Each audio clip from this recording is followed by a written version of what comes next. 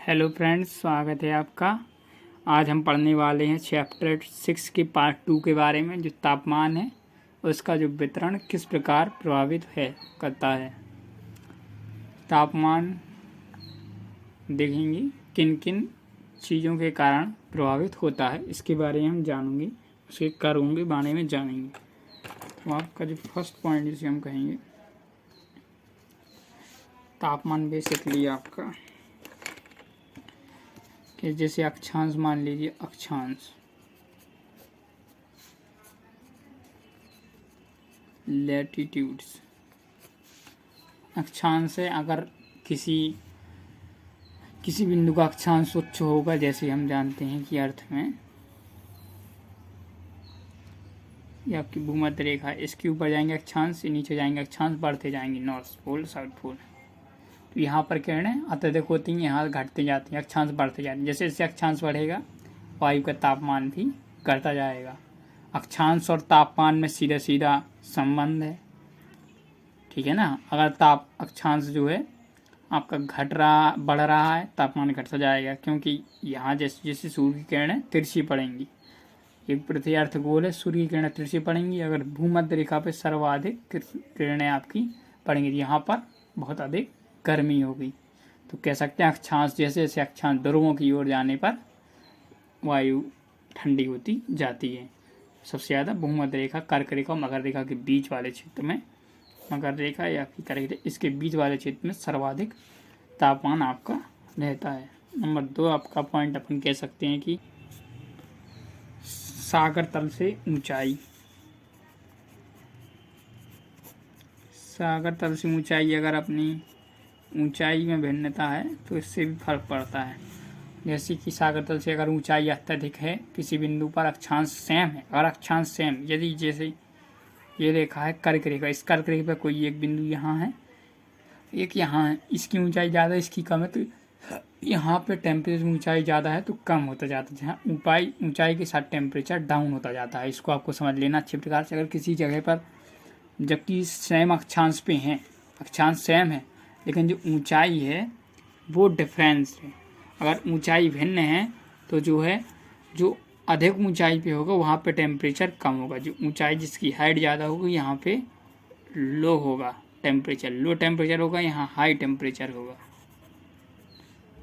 अगर किसी चीज़ की ऊंचाई ज़्यादा है तो वहाँ पे लो टेम्परेचर, और कम है तो हाई टेम्परेचर होगा उसकी तुलना में। अगर ये सेम अक्षांश पर है, ये आपको अच्छे पर, जैसे कि माउंट एवरेस्ट देख सकते हैं आप, कितनी अधिक ऊंचाई पर है, तो वहाँ पे कितनी ठंड है, और ठंडा वो बर्फ़ से जमा हुआ है। ऊंचाई बढ़ने के साथ टेम्परेचर घटता जाता है।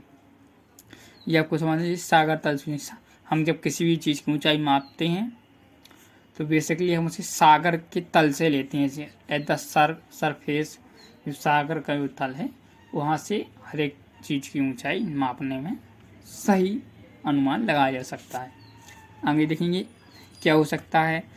हम जान रहे हैं कि तापमान को कौन कौन से कारक प्रभावित करते हैं। हम कैसे पता लगा सकते हैं कि किस स्थान का तापमान कितना होगा, तो अक्षांश से पता लगा सकते हैं। अगर उस अक्षांश कितना क्या है, एक ये कारण हो सकता है, एक सागर तल से उसकी ऊंचाई क्या है, ये भी कारण हो सकता है।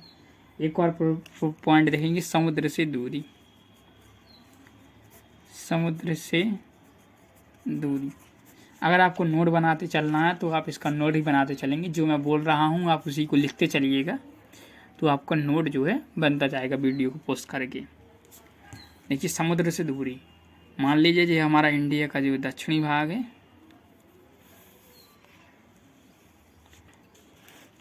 ये आपका मुंबई है, यहाँ पे यहाँ आपका मान लीजिए बेंगलोर है, बेंगलोर, ये आपका है मुंबई, ठीक है। तो ये देखिए, आप देख रहे हैं ये पोस्टल एरिया है, ये समुद्र के बिल्कुल पास है। यहाँ ये समुद्र है, आपको पता ही होगा, यहाँ चारों तरफ समुद्र है। तो ये समुद्र है, ये मुंबई देखिए समुद्र के पास है। तो क्या होता है बेसिकली, आपको वो कॉन्सेप्ट हम यहाँ के पढ़ाएंगे। आपका चैप्टर है कि जो समुद्र होता है वो स्थल की तुलना में देर से ठंडा होता है और देर से गर्म भी होता है। मैंने कहा जो समुद्र है वो स्थल की को तुलना में देर से, ये आपका स्थल है, ये आपका जल है। तो समुद्र जो है स्थल की तुलना में देर से ठंडा और गर्म होता है। तो दिन के टाइम में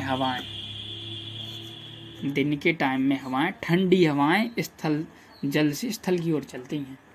यहाँ पे गर्मी ज़्यादा होगी, यहाँ पे टेम्परेचर बढ़ेगा, तो यहाँ से एयर ऊपर उठेगी, तो यहाँ हो जाएगा लो प्रेशर। यहाँ कैसे प्रेशर हो जाएगा? Low pressure. तो हवा यहाँ से अंदर की तरफ, ये हवा ऊपर उठेगी, यहाँ से हवा चल के अंदर यहाँ की ओर चलेगी। ये आपकी हम बात कर रहे हैं दिन की। अगर दिन होगा तो ऐसा होगा, ये हवा यहाँ से ऊपर हुई, यहाँ स्थल पे ज़्यादा गर्मी होगी, टेम्परेचर बढ़ेगा, हवा ऊपर उठी, तो जल से हवा चलेगी। तो हम कह सकते हैं कि दिन में जो होती है हवा चलती हैं वो जल से स्थल की ओर, समुद्र से स्थल की ओर, यहाँ पर कहेंगे समुद्र से स्थल की ओर।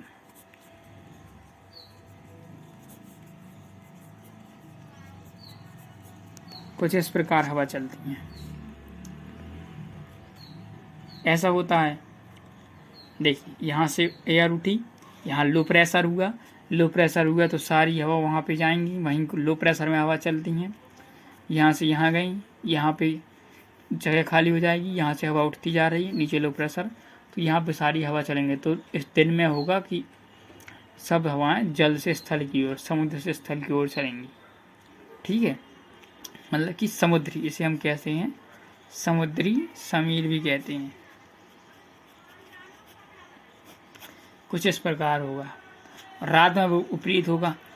रात में क्या होगा? ये देर में ठंडा होगा और ये जल्दी गर्म होगा। तो रात में होगी स्थल से जल की ओर चलेंगी हवाएं, गर्म हवाएं स्थल से जल की ओर, विपरीत प्रक्रिया हो जाएगी। ये हो गए आपके 3 पॉइंट। अब अगर आप देखेंगे समुद्र से दूरी के बाद धरातलीय ढाल।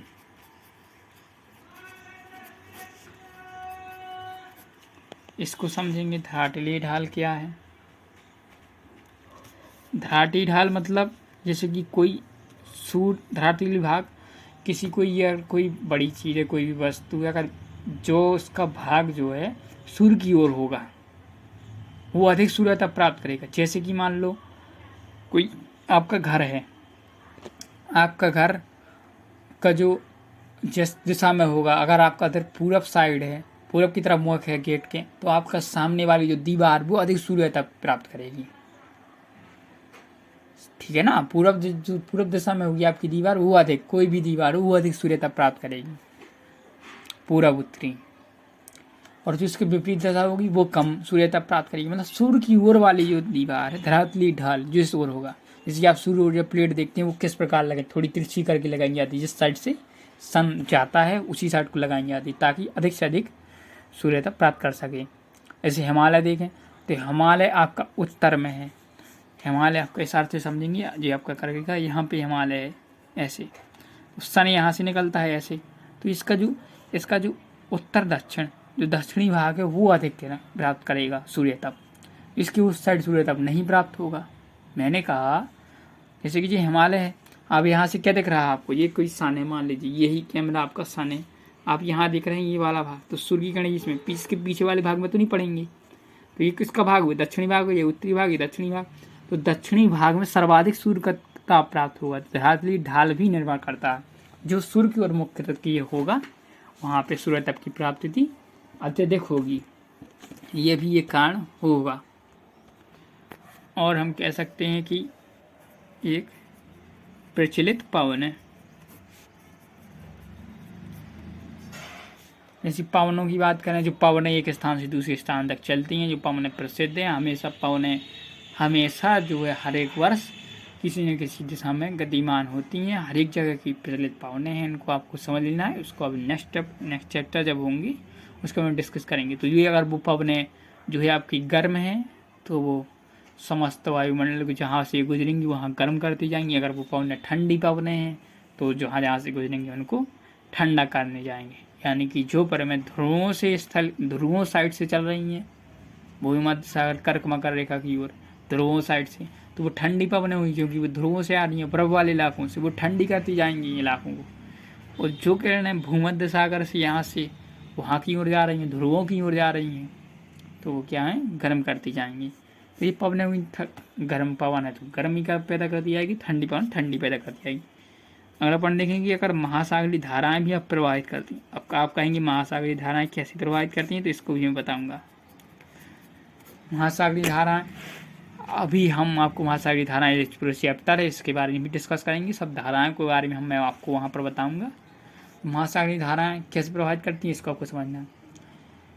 तो बेसिकली जो महासागर है उसमें विभिन्न प्रकार की धाराएं प्रभावित होती हैं, उनका निश्चित समय है कब से कब। तो जब जो धाराएं प्रभावित होती हैं या अगर वो गर्म जल रहा है तो वो जिस क्षेत्र से गुजरेगी वहाँ पे गर्मी पैदा करेगी, तापमान को बढ़ाएगी, वायु के तापमान को बढ़ाएगी, उसमें वृद्धि करेगी। अगर ठंडी जल रहा है तो वह तापमान को गिराएगी, तापमान में कमी पैदा करेगी और वर्षा भी नहीं होगी। ठीक है ना। तो जो है महासागरीय धारा, जैसे आप गल्फ स्ट्रीम की धारा, ये आपने सुना होगा, बहुत फेमस जल धारा है, ये पूरे यूरोप को गर्म करती है।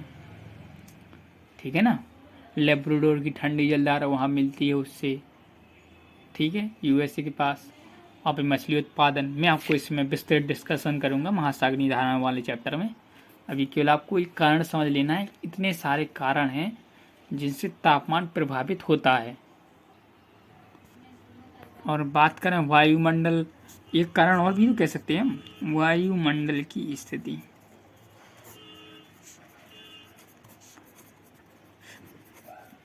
मान लीजिए वायुमंडल में बहुत सारे बादल हैं, बहुत सारी सूर्य की किरणें नहीं पहुंच पा रही हैं अर्थ पे, ये अपनी अर्थ है, यहाँ पे सूर्य की किरणें नहीं पहुंच पा रही हैं, जबकि क्या है अर्थ है, जबकि क्या है बादल, इससे सूर्य की किरणें पृथ्वी पर नहीं पहुंच रही, तो ये सूर्य तब नहीं प्राप्त करेगा, यहाँ पे किरणें नहीं आ पा रही, इतने सारे बादल हैं, यहाँ कोई व्यक्ति है उसे धूप ही नहीं लग रही, परेशान है।